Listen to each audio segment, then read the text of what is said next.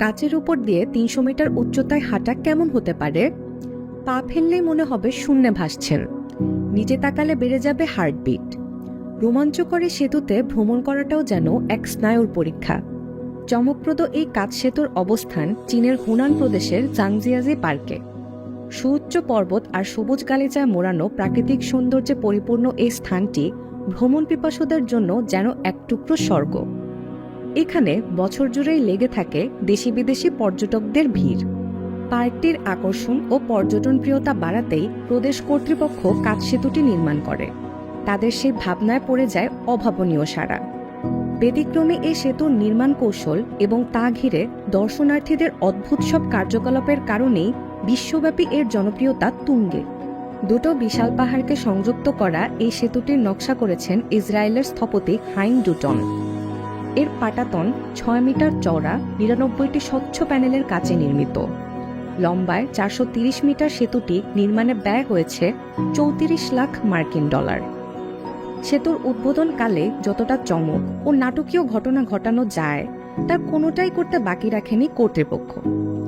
নিরাপত্তা ব্যবস্থা নিয়ে অনেকেই হয়তো সন্দেহ প্রকাশ করতে পারেন। তার জন্য তারা এনেছিল বিশাল এক হাতুড়ি।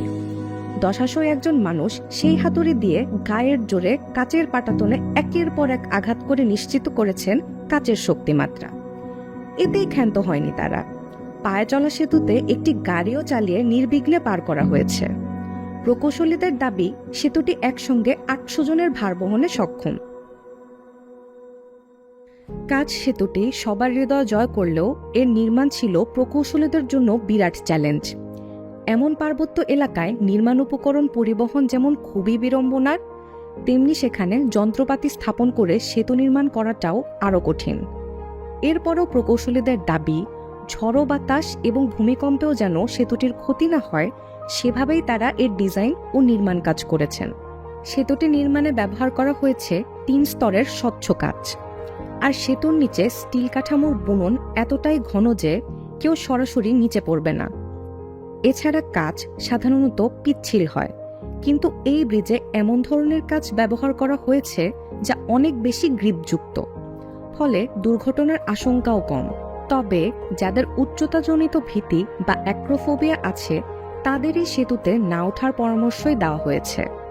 সার্বিক নিরাপত্তার জন্য কর্তৃপক্ষ প্রতিদিন সর্বোচ্চ ৮,০০০ দর্শনার্থীকে সেতুতে ওঠার অনুমতি দিয়েছে। নিজের স্নায়ু পরীক্ষা এবং রোমাঞ্চকর এক অনুভূতি পেতে আপনিও ঘুরে আসতে পারেন সেতুটিতে।